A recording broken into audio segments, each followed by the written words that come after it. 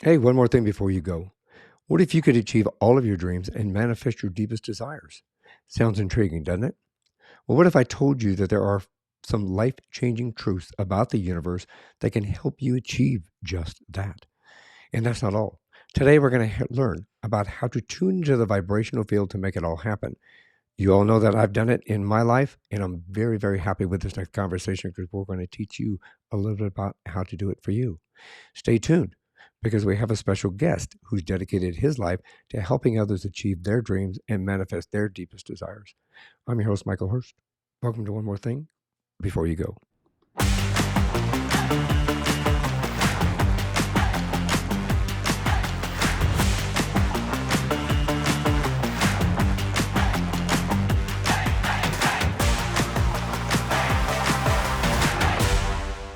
My guest in this episode went from being a broke, desperate, divorced alcoholic young man to a best-selling author, a course creator, and a passionate philanthropist. Let me try that word again. Philanthropist.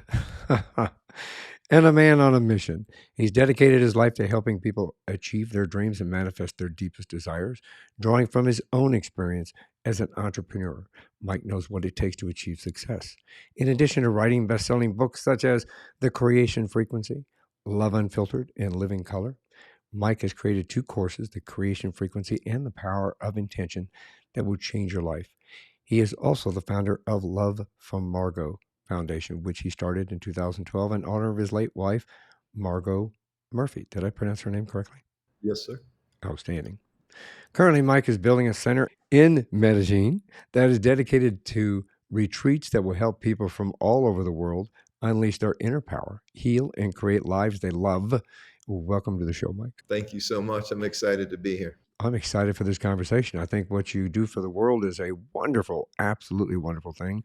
I love the fact that you teach people how to achieve their deepest desires and show them that everybody, we all have that ability to do that. So thank you for being here. My pleasure. It's, I like to start at the beginning. I think we had a little discussion about that before. So let's unfold your life a little bit. Where'd you grow up? I grew up in Cincinnati. Well, I was born in LA. My father was Procter and Gamble, so he moved a lot. But I got to Cincinnati, Ohio at age 6 and stayed there till age 16. And then we moved to Northern California. What was your family like?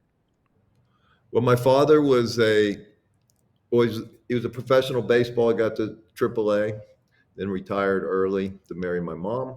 He became a salesman for Procter and Gamble with no college education. He became the youngest national sales manager for Procter and Gamble, and then he became a Skid Row alcoholic. So it was quite an interesting experience. My mother was a saint. My father, he grew up with two alcoholic fathers, or two alcoholic parents, I should say. So I was grateful I only had one. But unfortunately, my father never experienced real love, and you couldn't touch his heart. And so it was a very up and down childhood. And at age 14, I realized something was wrong, and I left. I kind of just ran away, and then I became a habitual runaway, juvenile delinquent, not going to school, getting kicked out of schools when I did go. So I was a bit of a troublemaker. I think that, it's earlier before we started, I had told you I grew up with two alcoholic parents. So I understand that struggle. And then when my father passed away, he passed away at a very early age. He was 39 years old. I was 17 at the time, but I hadn't seen him since I was 15. So my mother continued to be the alcoholic, unfortunately, up until she met my stepfather, which it was still a struggle with an alcoholic mother and three kids. So I do understand that journey. I respect where you have come from it. I think that, it creates an environment for us, I think, to either overcome that and succeed out from it. But sometimes we go through the little obstacles like you did before you kind of reach that point in your life where you make that decision. Did you go to university? No, I basically I have the equivalent of an 8th grade education. Wow. And look what you've done even with eighth grade education. That's amazing. Did you have any, what did you want to be when you grew up? Well, as a kid, I wanted to, I grew up Catholic, so I wanted to be a priest. I outgrew that in about the 3rd grade when I couldn't learn Latin. And then I was an athlete, so I wanted to be a professional athlete until age 14 when I discovered alcohol and girls. And then it just turned into a whole different. Johnny Unitas was my idol, and then it went to Joe Namath. So that kind of gives you an transition. That's funny. Yeah, that's alcohol. Girls and alcohol seem to be the seem to be the we'll call, Downfall. yeah, we'll say downfall, obstacle, sidestep. Well, But that's okay. I mean, sometimes girls and alcohol give us the opportunity to experience life from a different perspective for a little while. more of a carnal perspective, if you will. Oh, there you go. There you go. We all have to have that, right? Exactly. So you said when you had you left home and you basically, what did you do when you left home? Did you um, Well, I would leave home. You know, when you're a 14-year-old kid, you can't stay away too long before someone finds you and sends you back. yeah. And then at 15, I did the same thing. 16, I did the same thing. Once I was 18, I was totally gone and out of there. And one thing I will say about growing up on the streets, if you will, you become very street smart. And as a result of not being programmed in school, because I think a lot of it is just programming, I have a very open mind. I'm open to anything. And I have the ability to look at everything and make pretty quick decisions. I mean, I think we that I mean that's an amazing opportunity for you, especially from that perspective, because not everybody can crawl out of from under what you had gone through in the first place. But to come through it with that education and with where you're at now, and that realization is a wonderful thing. Excuse me. When did you meet your wife? So my first wife I met in high school, right after high school. We knew each other in high school, but we started dating right after high school, and we got married at 21. And then when we were 23, we had a baby. And because of my drinking and my lack of education and no job, I woke up one day. I'm living with her parents, her five younger siblings, and my 2-month-old child. Oh, And I'll never forget this Sunday afternoon. I go into the bathroom, I look in the mirror, I go, dude, you are a total loser, which frankly didn't bother me that much. But the fact that everybody in that house knew I was a loser created humiliation and shame. So literally in front of everybody, I didn't even own a car. I grabbed my clothes, I throw it in one of their old cars, and I took off and I partied for a week. And then I called, I'm a habitual runaway. So I called and said, okay, I'm ready to come home. My parents would always say, okay. my wife didn't, right? And literally, I found myself that night on the steps of the church where we'd gotten married a few years earlier. And I said, okay, God, if you truly are God and you truly do exist and you can manifest yourself and you can become form and you can sit here on these steps and I can talk to you, touch you, and then I can believe in you and then I can change my life. So God came down and we no. So, but by the grace of God, the next day I ended up in a 12-step program. And for the first time, I felt like hope. And I also felt like maybe I belong somewhere. I think that we all like the opportunity for hope, and I think without hope, it kind of negates our ability to move forward. Yep, I've seen it too many times in my own personal life through my family members and in everything that they've gone through. But I've also seen it, especially on the job. In my career, I saw a lot of people who had lost that hope, and you can see it in their eyes. absolutely. You know, it emanates. You can absolutely see when somebody's at their last, and they've got no hope anymore. Um, what brought you to? Excuse me. What brought you to your next stage in life that helped you to bring you here where you're at right now? Yeah. So So it was actually, I look at it today as a miracle, and unbeknownst to me at the time, but I'm in this 12-step program. I can't stay off cocaine. I can't stay off drugs. My life isn't getting any better. And a buddy of mine in the program says, hey, you're a total mess, but I might know somebody that can help you. And he introduced me to a man named Doug Fitzgerald. When I wrote my first book, Love Unfiltered, I couldn't remember his name. I call him the mystery man. But since I published the second book, The Creation Frequency, I did a lot of research, found his family. I really wanted to understand, because this was 1982. I'm just a dumb kid with nothing and very little hope. And this man just gave me an ounce of hope.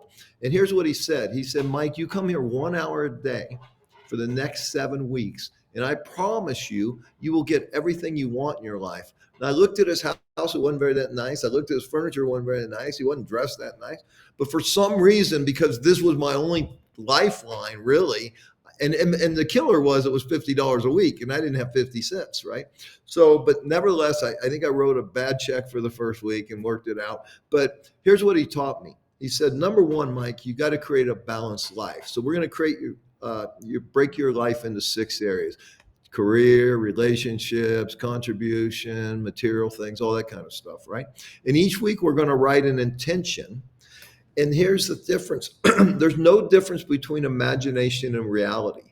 So he taught me to write an intention of what I truly desired as if it already existed, which it does in the field of infinite possibilities. I didn't know this at the time, but I just followed a simple instructions. So he says, what do you want most in your life? Well, as I said, I'd walked out on my 2-month-old baby. We were divorced for 2 years now. It was killing me inside. I was miserable. And I said, I want my wife and my daughter back. So we sit down at his kitchen table. We start writing this intention. It goes something like this. Lisa and I are so happily married, when the truth was she hated my guts. Our daughter, Michelle, thrives in this marriage. And it was about 1 or 2 paragraphs of this, describing this beautiful, loving marriage relationship with this woman who hated my guts. And when I was writing it, it felt weird, but it also gave me a feeling of maybe there was possibility. Right. So then the next week, what do you want, Mike? Well, I want to own my own business. I want to own my own house. I want to make 10 grand a month. I want to run a marathon. And he goes, and the sixth intention has to be contribution. I go, okay, well, my dad was troubled youth. I'm a troubled youth. I want to have a home for troubled youth. Right. So those were my 6 intentions. Now the magic happened in week 7. So I show up, and he brings out a boom box. Now, for you younger viewers and listeners out there, that's what we used to listen to music on back in the day. And he puts in a cassette tape of theta brainwave music. Then he hands me a relaxation script about 2 pages long, and I already have my 6 intentions, 1 or 2 paragraphs each. And then he hands me a microphone attached to a tape recorder, and he puts in a blank cassette tape. He says, I want you to read the relaxation script and read your intentions while I play this theta brainwave music.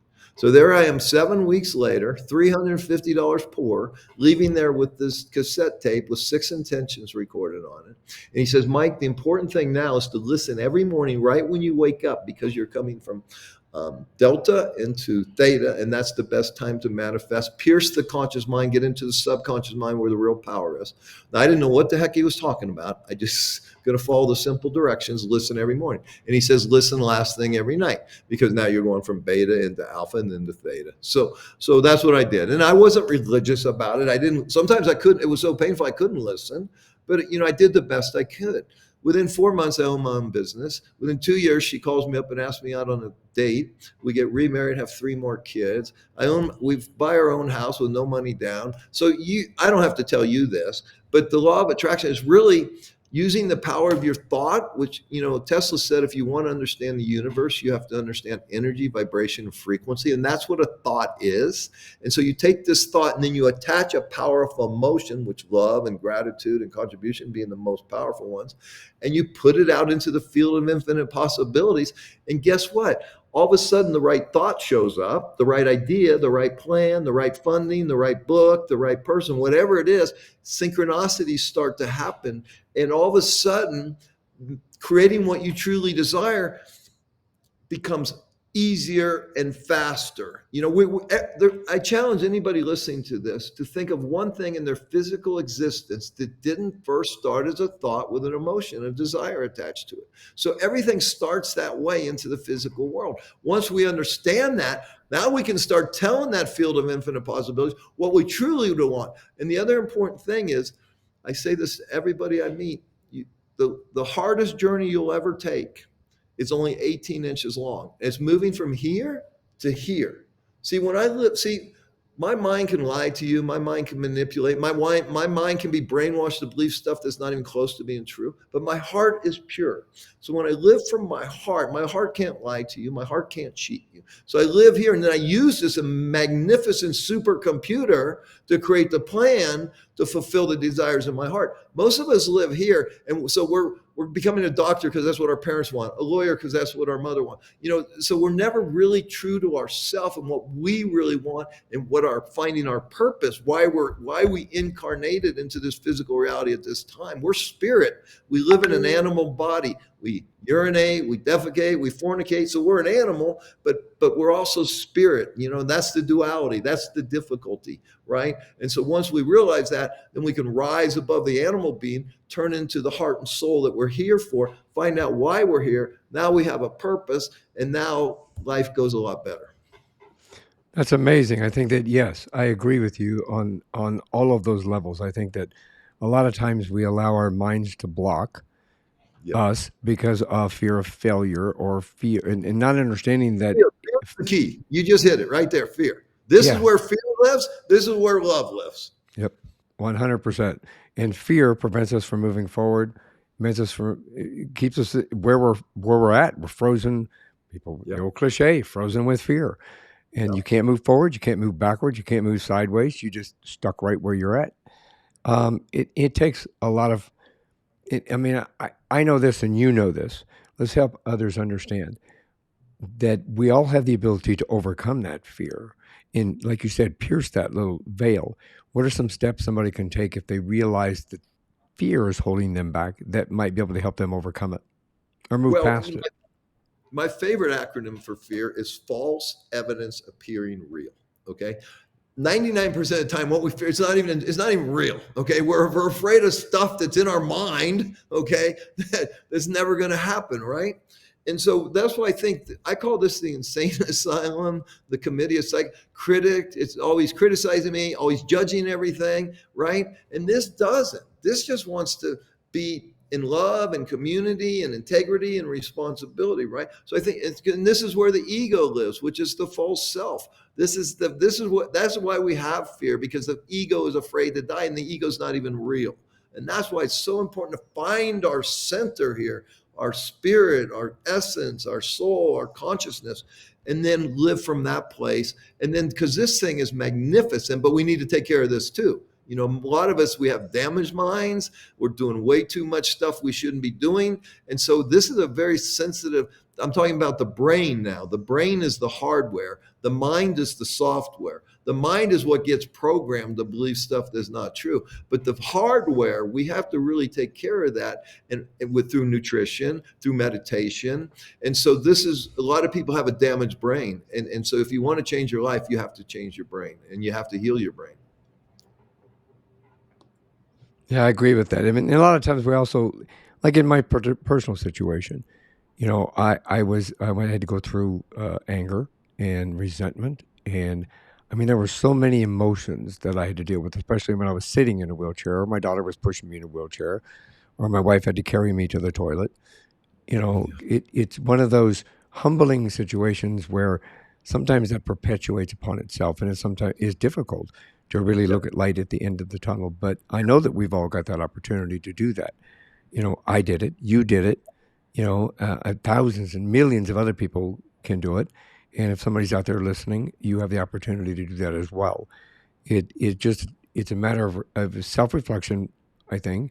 See where we're at, understanding what our fears are, and then taking that opportunity to grasp a little bit of that hope like you had done, the piece of hope that somebody gave you, mystery man, and pull yourself forward in that direction. And look what you've been able to create since then. It's an amazing thing.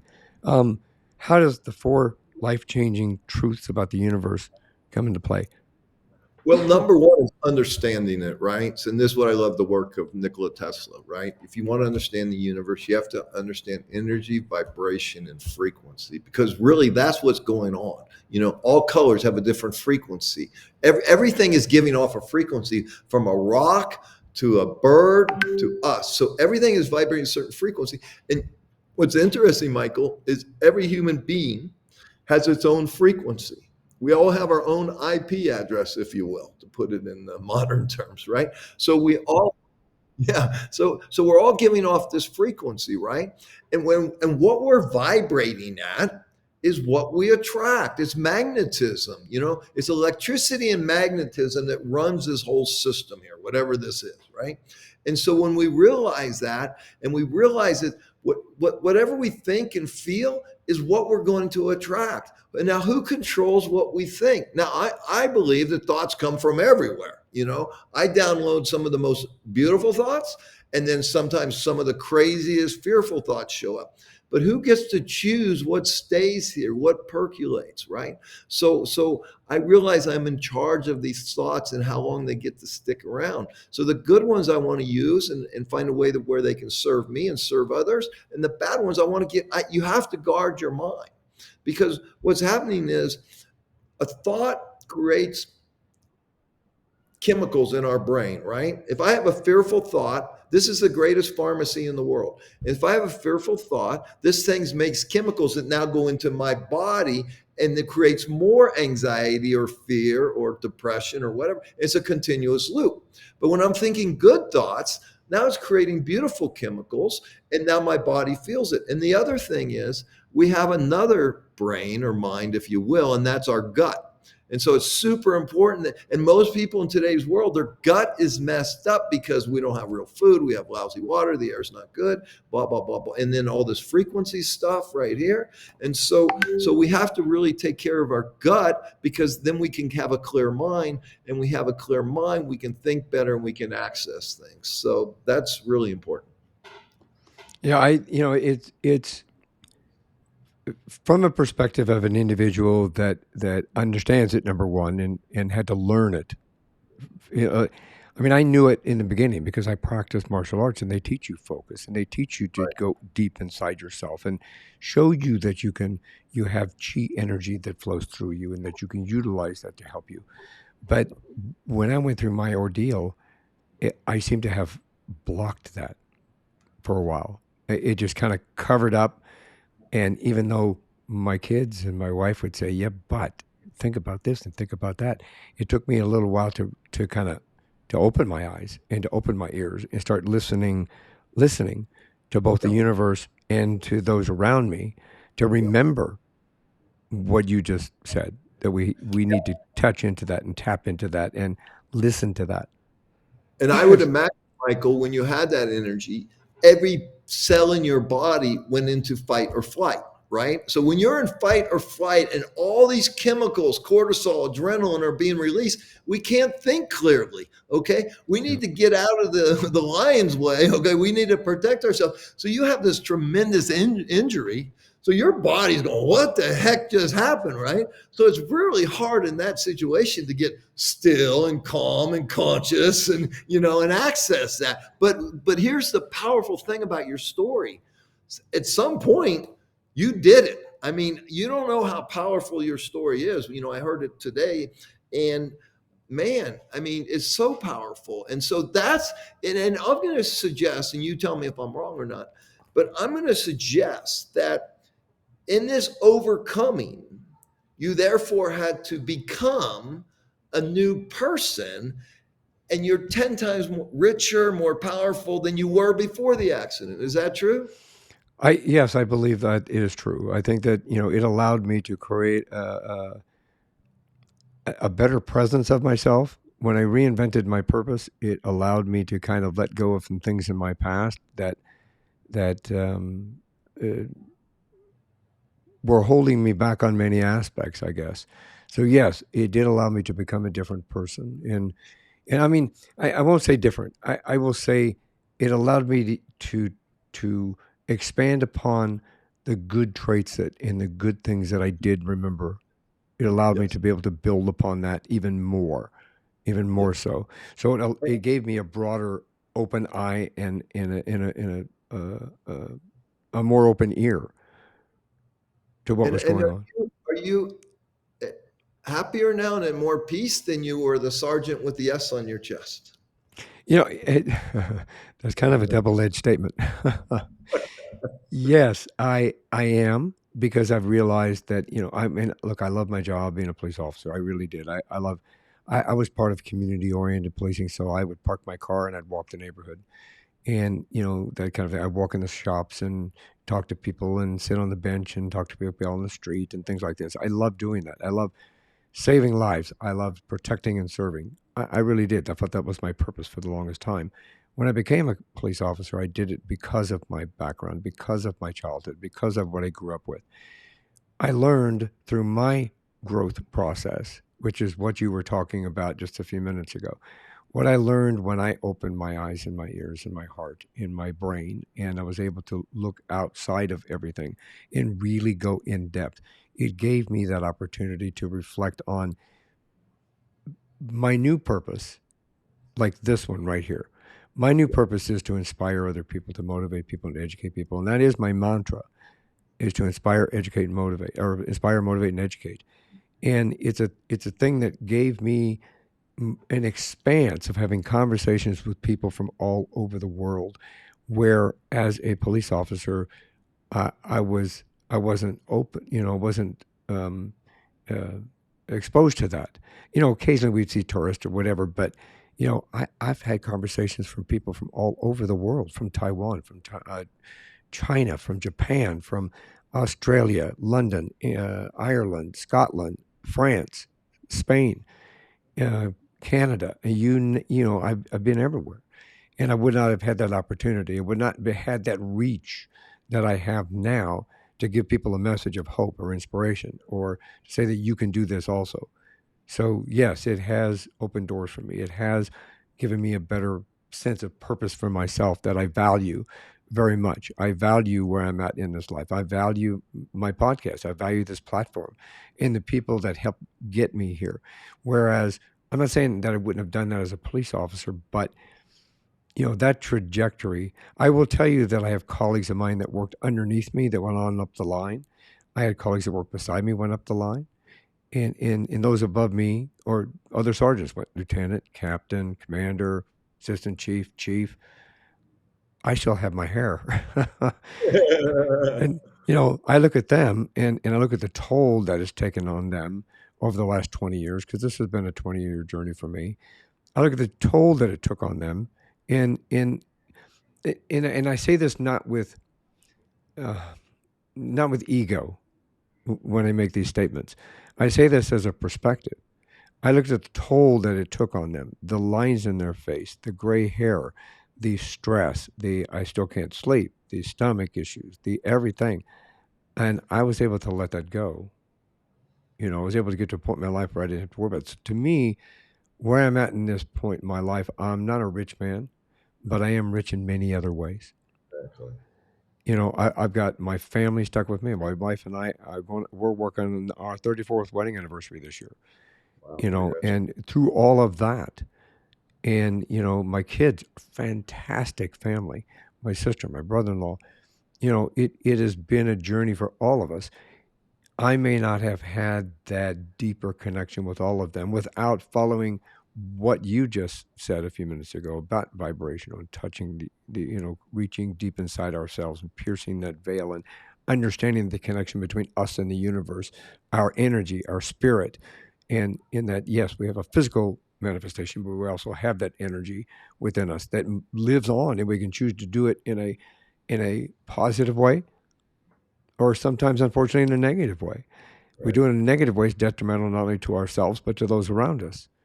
So, choosing the positive path in doing that, it has allowed me to grow in so many ways that I'm very, very grateful for. You never know. I'm 82 years old, right? You're 10 years younger than me. There you go. But yes, I think that yeah, that's what you teach. Sorry, still getting over this junk. No problem. What you teach others and what you bring to the table, I think, allows people to go forward in a very, very positive way. And it's can we? Would you mind if I focus on a couple of those, like Absolutely. the three keys to manifestation that need to be embodied for effective co-creation? Help me understand that. I know that there's keys to manifestation. I know you may have covered part of them, but the statement that needs to be embodied for effective co-creation intrigues me. Well, first of all, let's talk about co-creation. So I'm building this healing retreat center down here in Medellin, Colombia, right now. And so we started with an intention and what we thought it would be, right? And now we have a team. So I gather more input. And so the intention evolves, gets better, and changes. but I'm also co-creating with the creator of all, who I choose to call God. And so therefore that's where the downloads come, that's where the feelings come, that's where the thoughts come. So we're everything in our life, if we have this attitude, you can say, oh, I'm all by myself, there's no God, I'm alone. That's a lonely, tough place to be. Where I operate from a point of community, let's bring a team together and let's get the ego out of it. And how can we really create something beautiful, and then tap into the power of the universe, God, higher power, whatever you want to call it. And then you're co-creating something special with the universe. And then the other thing is to create these intentions as if they already exist. You mentioned, I think, chi or prana earlier, right? And plasma, or Tesla called it plasma. The Indians call it prana. The Chinese call it chi. The Bible calls it ether. So what is this? You're in Phoenix right now. I'm in Colombia. I could send you a text. You'll get it in less than 1 second. What is that data information traveling on? We're on this Zoom call. What is that traveling on? Well, it's traveling through this invisible field right here. And just because we can't see it, this is where the power is. And this is what the subconscious is attached to. And this is, if we can access this, then it's so much easier and better to manifest what we want. There was a great book written called Think and Grow Rich. I love the book. I love the content. I struggle with the title because I think the title is, now people just think they can think and grow rich. Okay. First of all, what is rich? You got to define rich. You just said you don't have a lot of money, but you have great richness. You have great life. You have great purpose. You're helping people. To me, that's 10 times richer than having cash. Right. And so you just have to realize that, you have to have a plan. You have to get action. I always say, Jesus allegedly came down here with this great message, the golden rule, and how to love and live. But if Mary and Joseph give him ding dongs and ho-hos all day long and he weighs 400 pounds, he never would have gotten off the couch there in Bethlehem to spread the good news. So we have to take care of the body, the mind, the heart, the soul, and then we become fully integrated, fully whole. And life is still difficult, okay? But that's okay. I think most people struggle because they believe life shouldn't be difficult. The only given here is life is difficult. Just think of just the birthing process. I mean, that's a difficult process. And growing up is difficult. There's one of my favorite books is The Road Less Traveled by M. Scott Peck. And the opening line is, life is difficult, right? And so once you realize that, then it's all about overcoming, evolving, growing, not in every way, mentally, emotionally, spiritually, and becoming whole and integrated. And now you can create miracles in your life. And more importantly, my calling today is, to serve others like you. I'm here to help serve others because of the experience that I've had. And I will suggest to you too, what you're doing right now, the world needs this hope right now. The world is looking very, very strange to me right now. And I see more and more people going, whoa, what is happening here? And they're anxious, they're depressed, they're scared.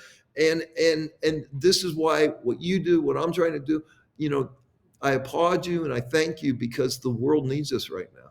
Well, I appreciate that very much. And yes, I agree with you. There's a very tumultuous world now. It is unpredictable. There are so many issues that are going on that can affect us from all aspects and from all over the world. There are things that are going on that can affect us here, wherever we're at. We here, even where you're at. And yes, it's a situation. I think that I appreciate people. Well, that's why I'm excited about having you on the show, because I appreciate what you bring to the world. Because we do give people. I would think that we do give people hope that there is a possibility that you can reach. I know we do. Not Exactly. everybody. Not It's everybody. like one of my favorite stories is there's this young, like, 14-year-old kid walking along the beach, okay? And about 50 yards above him is there was a bluff, and there's an old man watching him and walking along him. And about every 10 feet, this young kid bends over, picks something up off the beach, and throws it back into the ocean. And the old man's watching. And then they kind of merge at the pier, right? And now they're face to face. And the old man goes, what are you doing? He goes, well, I'm trying to save these starfish. And the old man goes, well, hell, there's zillions of these starfish. You can't possibly make a difference.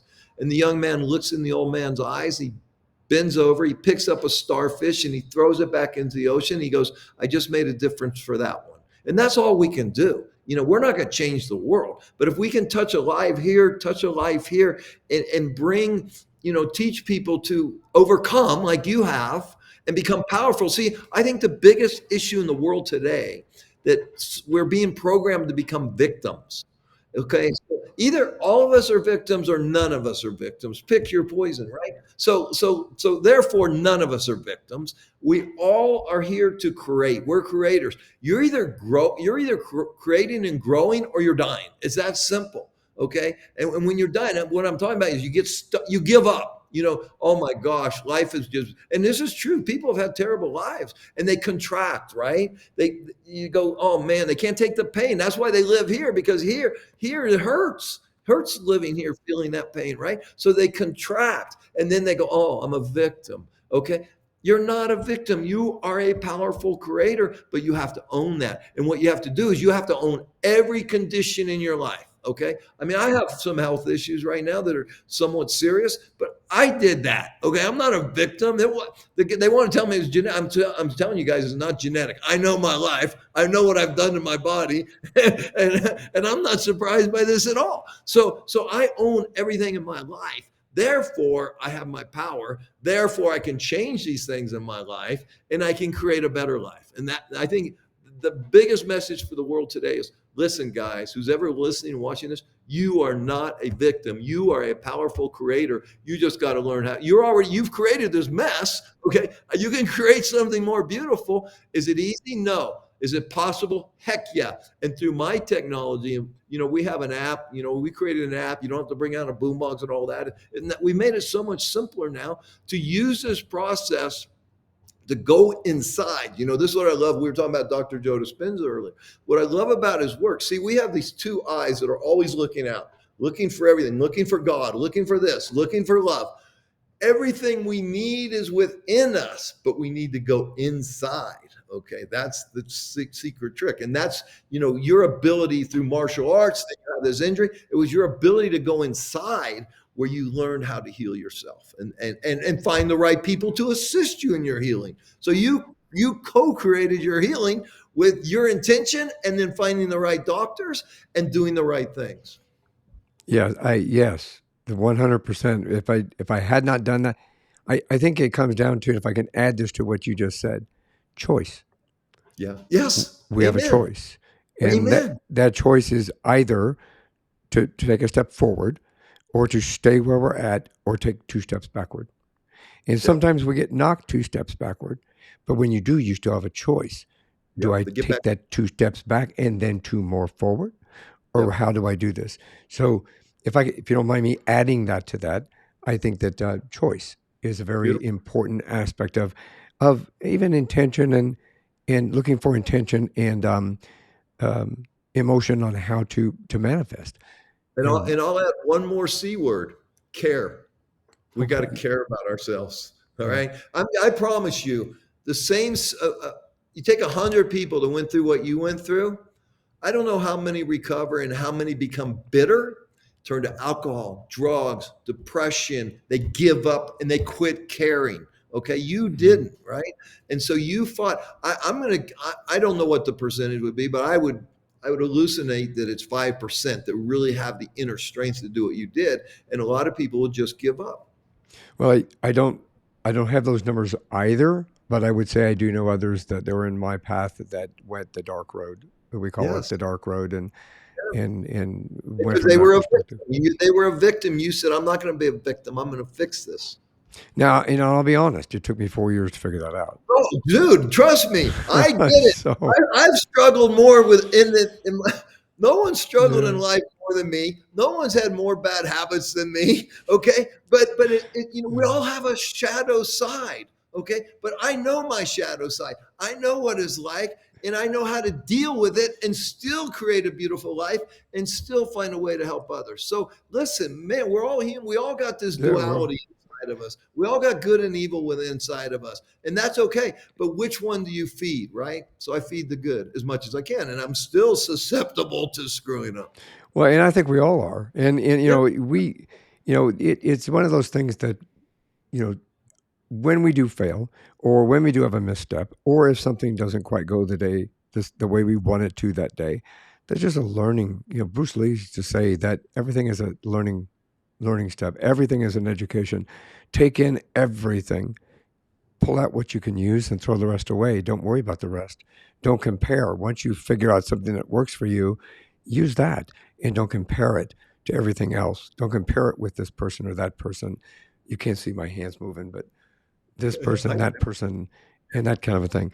He said, take everything in, understand it, grasp what you need, keep what you need, use that, throw the rest away. Yeah. It's put another way. Life is a buffet. Take what serves you and feeds you, and just leave the rest. Absolutely. Mhm. So I believe in manifestation 100%. My wife and and my kids, we believe in manifestation. We understand how it works. We understand that asking, number one, believing in what you want. And that doesn't mean, I give me that. We don't, maybe I should. We don't go, give me the lottery numbers, give me the lottery numbers, give me the lottery numbers, get lottery numbers, because we also understand that in the vibration of this universe, that we have to ask the right way, and we have to ask what is meant for us, that there's always something out there meant for us. Do you believe in that we just need to ask the right questions, or ask for it in the right way? Well, I totally believe in asking questions. One of the ways I journal, right, is that I start each day, right, what I'm grateful for. Thank you for my health. Thank you for my life. Thank you for my career. Thank you for my children. Thank you for my grandchildren. Thank you for my wife. So I'm in an attitude of gratitude. Then the next thing is, Heavenly Father, please give me wisdom on whatever. Okay, what should I do with this kid, this problem? What should I do with this business, this problem? What should I do about this person? Should I invite him into my life? So I'm asking questions all the time. And when you keep journals, now you have a history. Tony Robbins says a life worth living is worth recording, right? So I can show you all these journals. And one time I went back and I highlighted everything, all the miracles, right? But 80% of what I was asking wisdom for, those things just take care of themselves, right? But it was good to put it on paper and let it go. So asking questions is super powerful for growth and evolving. And the other thing is, oh shoot, I forgot what I was going to say, but you brought up something very important to me as far as the man or asking, right? The Bible says, asking and she'll be given to you. And so what do you ask for? Okay. So that's where you have to go inside and meditate, contemplate. And you know, someone asked me the other day, well, Mike, how specific should I be with my intention?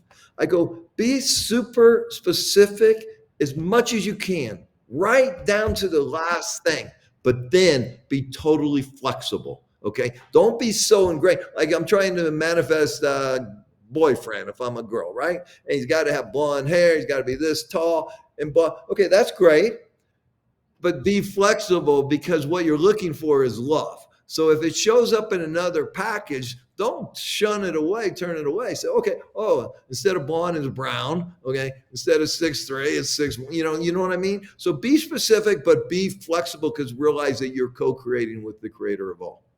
That's exactly what I was hoping you'd say. It's interesting because I'll tell you just a brief story that kind of relates to that a little bit. We went down to have we have a Highlander, and it's an older Highlander, and it was my father-in-law's Highlander, my wife's father's car. When he passed away, he left it to us.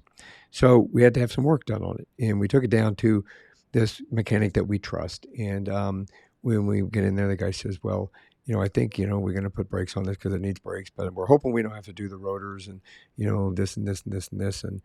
And I said, "That's right. We're going to manifest that it's not going to be the rotors, and that we just need the brake job done, and that'll be just fine." He says, "I don't know." And we were kind of measuring; it might be a little iffy. And I went, "Trust me." I said, "We're going to manifest that we're just going to pay for a brake job, and it's going to be fine." And we came back, and he said, "Yep, just a break job. Here you go. Didn't need him. I've never seen anybody manifest like that. He was amazed. I said, you just have to ask.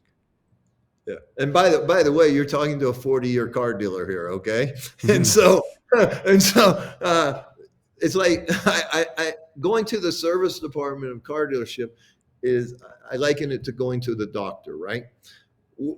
We sell you stuff because that's how we pay our mortgages. And same with the doctor, right? So we have to be very, very smart about who's selling us what and why. So I'm proud of you for saying no. Yeah, thank you. I appreciate that. Yeah, I think I paid for a couple of boats. I would absolutely say at least one or two. But I'm grateful. I also believe in what you said earlier. I like the fact that you start your day with being grateful. I think we all need to really be grateful for where we're at within our lives, who we have in our lives, what we have in our lives, even if you think it's not what's meant for you right now, because everything to me, and this is just building on what you said. If you don't mind, I think that we need to understand that what's given to us sometimes is where we need to be in life to understand something or to learn something. Yep. It may help us to get a better empathy or compassion for somebody else that's going through the same thing. Or maybe, like you said earlier, you may want a big 6'2", blonde haired, blue eyed guy, and you end up with a 5'10", dark haired guy with a beard. Well, that might be But your soulmate. you got the love you were looking You for. got the That's the love you're looking for. Exactly. right. Yeah. It's one of those things where you may not get what you're asking for directly, but you need to be open. Like you said, I just want to emphasize, if you don't mind, emphasize that what you got in place of it might be what you were supposed to get, and that's Or what the even universe was given to you, or better than your original intention. or better. We always ask for this or something better, Yeah. or what's meant for me. This Hmm. was meant for Well, me. you have the aspect of God's will too, right? So, not everybody believes in God, and I don't come from a particular religion, but I want to be aligned with spirituality. I want to be aligned with goodness. I want to be aligned with what serves and doesn't harm. So that's the most important thing to me, that whatever it is I'm manifesting is good for the greater good, right? It's good for me, it's good for my family, but it's good for you, it's good for others. And I think when we come from that approach, we're here to serve and to love. There's over 7 billion people in the world less today. And so imagine if 3.5 billion of us would lift up someone less fortunate and just give them a hand up. The entire consciousness in this world would shift, and all this craziness would dissipate, and a whole new spirit of love and contribution and integrity and responsibility would be born. And now we can usher heaven back onto earth. I really believe, Michael, that we're at a turning point in humanity right now, and perhaps there's been many more before. And I feel that we're going from an energetic standpoint, we're going from a masculine energy, which is domination, penetration, control, to a feminine energy. And I think this has happened many times before. And what is feminine energy? It's nurturing, it's openness, it's love. And so these people running this system over here, they're scared to death because they see it all crumbling. It's all, the Bible talks about apocalypse. What does apocalypse mean? It's called the lifting of the veil. So all of a sudden, we're all seeing what's really, the Wizard of Oz, what's really behind the curtain and what's really going on. And we're going, holy moly. And so, but at the same time, people like you, people like me, millions of people are trying to raise consciousness through love and service and contribution to others. And that's the message. And that's, listen, they got all the time, money, guns, power, all that. The only way we're going to win this battle of duality is through love and through community and through responsibility, and most importantly, through integrity. See, for some reason, especially the last few years of the pandemic, all the small businesses got put out of business. Now it's big corporations. What's the difference between a corporation and me and you? Corporation doesn't have a heart. Corporation doesn't have a soul. Corporation has one mandate to maximize every dollar it can for its shareholders, in spite of what it does to the environment, in spite of what it does to people's health. It's all about money for these people, right? And at all costs, money, money, money at any and all costs.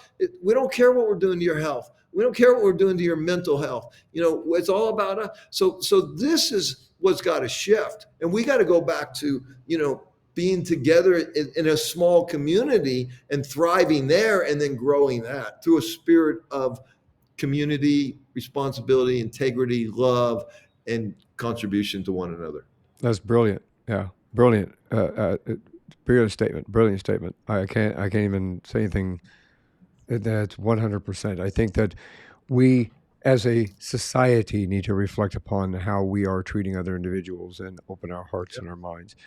Yes. When I was a cop and I'd run into somebody that was homeless or into somebody that really was in dire straits. I mean, there's opposites now because I do have stories of other people who were taking advantage of that. But somebody that truly was in need of help, I wouldn't just hand him something. I wouldn't get up and take him to the shelter. Sometimes the shelters were full. I would take him to the restaurant Yeah. and take Perfect. him inside and feed him a meal. And you wouldn't believe the in the gratefulness in their eyes. You could see it. And I wasn't looking for that. It's because Right. I understand what it means to be hungry. Yeah. And I still understand what it means to be hungry because as Yeah. a child and growing up with who I grew up with and growing up with a single mother, we were scarce at times and there were times we had no dinner.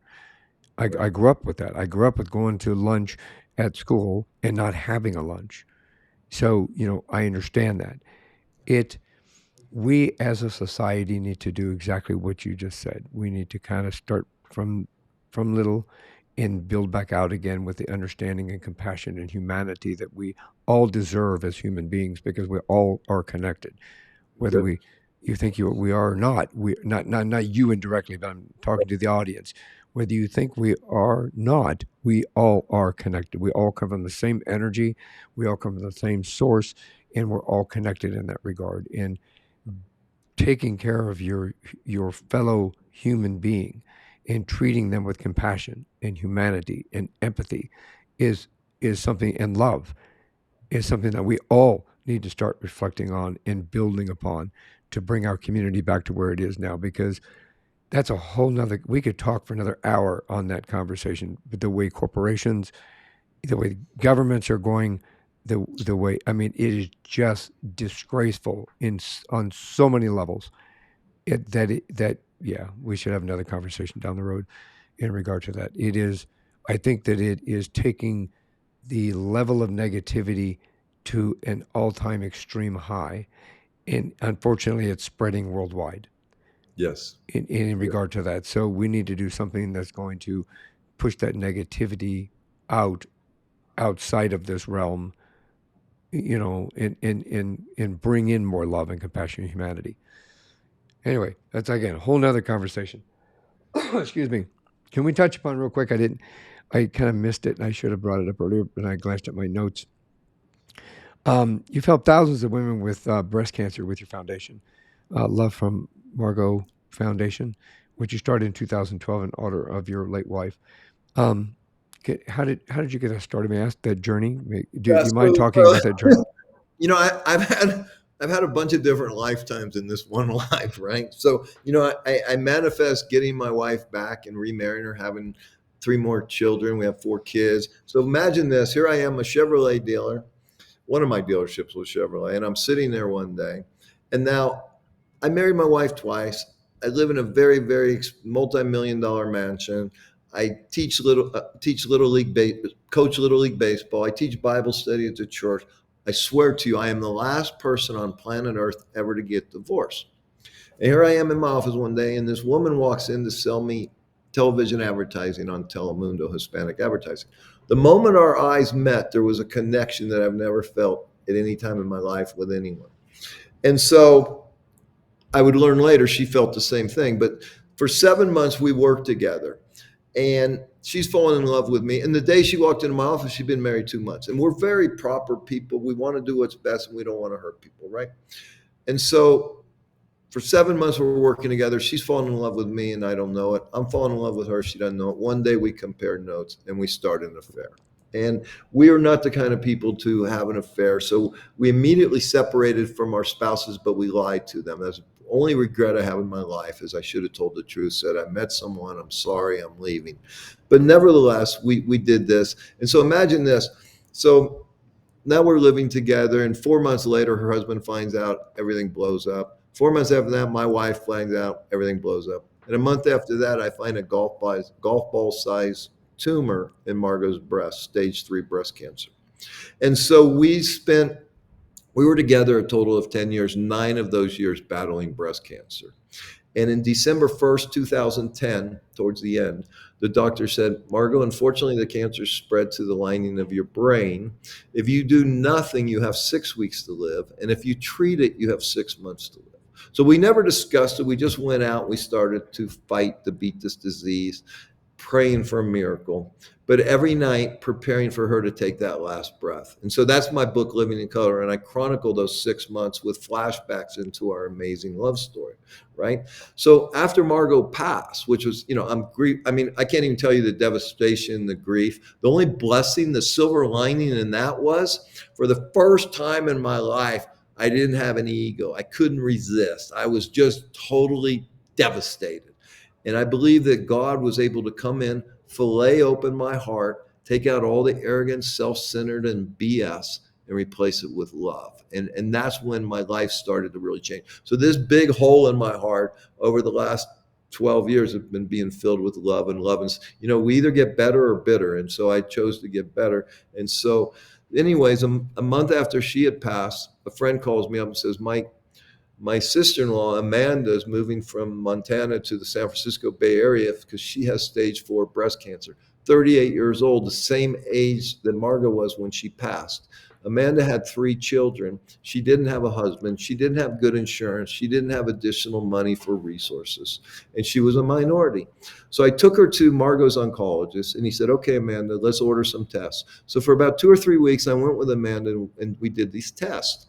And what I noticed was the doctors and nurses, she was treated much differently than Margot was. The doctors and nurses either talked down to her or over her head. And I was just the observer. I was just there holding her hand. But I felt uncomfortable, and I noticed it. And that was the only note I made. Then we go back to Margot's oncologist, and he says, Amanda, the best protocol to extend your life are these 3 chemotherapies simultaneously. Unfortunately, your insurance will only pay for one, so that's all I can give you. I have to tell you, Michael, it never occurred to me that whether you get good health care or not depends on whether you have money. Honestly, call me stupid, but I didn't realize it, right? And so I just immediately put my hand in my wallet and said, here's my credit card. You give her whatever it is she needs. Now, unbeknownst to me at the time, that would become the seed of what would become the Love for Margot Foundation.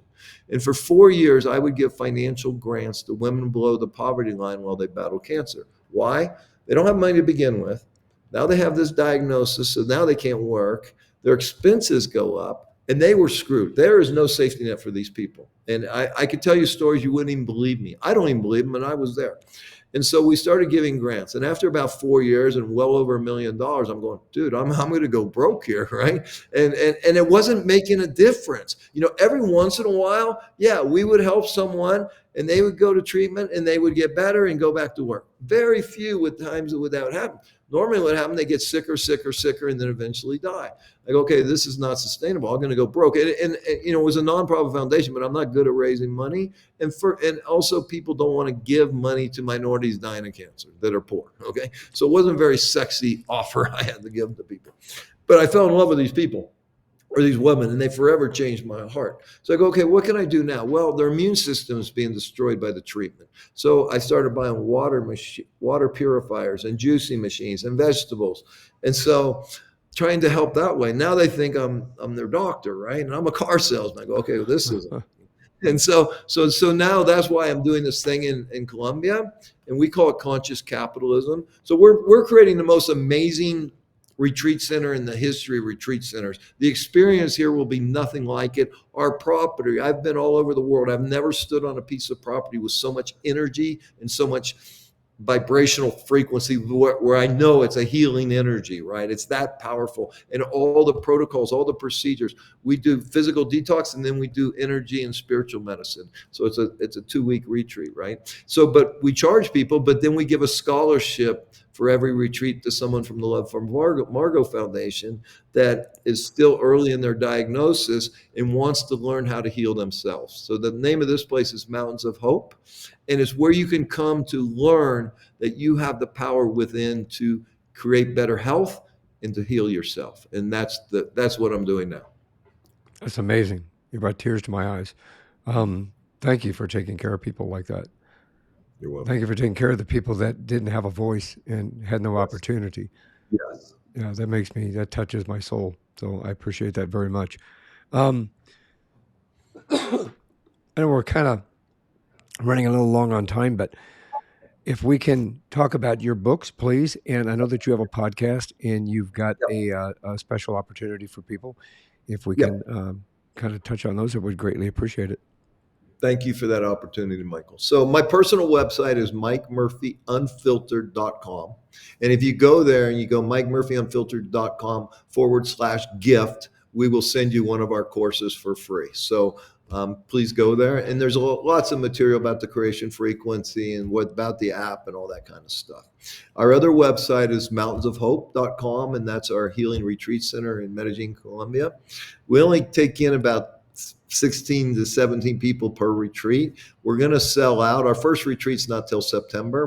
We're building this massive infrastructure and really improving everything. It's going to be 5-star with the amazing protocols and education. So if you want to go there, go to mountainsofhope.com. Just give us your name and your address. And there's also, if you want to get notified for when we start selling the retreat, because it's very inexpensive, great value, and it's going to sell out. But if you know someone that has a need, now's the time to sign up, because we're going to contact those people first when we start selling the retreats. And our other website is the Love from Margot, MARGOT at the end, lovefrommargot.org, O-R-G. And if you want to apply for a scholarship, first of all, our first retreat's not till September, but you can go there and apply for a scholarship. Primarily looking for people. You still, it's 20 acres in the mountains, right? So, so you have to be able to, you can't be in a wheelchair on oxygen, stuff like that. But if you have an early diagnosis of cancer, diabetes, Parkinson's, whatever it is, and you don't have any money, and you have a big why, or your why might be, I got these small kids, or I'm taking care of these people, or this is why I need to get better to serve the world. That's what we're looking for. People with a big why, a big need, and then we think we can help them to teach them how to heal themselves. So that's what we got going on. And my favorite book, my best-selling book, is The Creation Frequency, and you can go to Amazon. There's tons of reviews. It's on Audible. It's a great book, very simple, very easy. I have an 8th grade education, so I can't give you really deep stuff, but it's very simple stuff, easy to digest, but it works. My favorite book is Living in Color, which chronicles those 6 months with my wife. And the beautiful thing about that book is she kept journals. So I have so much of her writing, and she was really an angel. I'm not even sure she was human. She was that profound. And so that's what's going on. That's fantastic. I appreciate those. You also have a podcast. Oh yeah, The Power of Your Voice with Mike Murphy.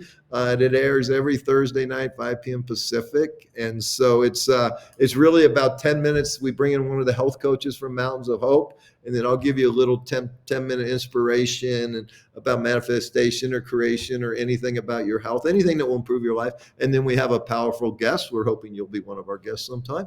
Would And love so to. it's about a 40-minute guest interview, and I think it's a really good show. It's fun. It's entertaining. And I don't have to tell you how hard this work is to run a little podcast, right? And what's interesting about the world today, everybody's either got a podcast or they're a coach or they're an influencer. I'm going, who's working?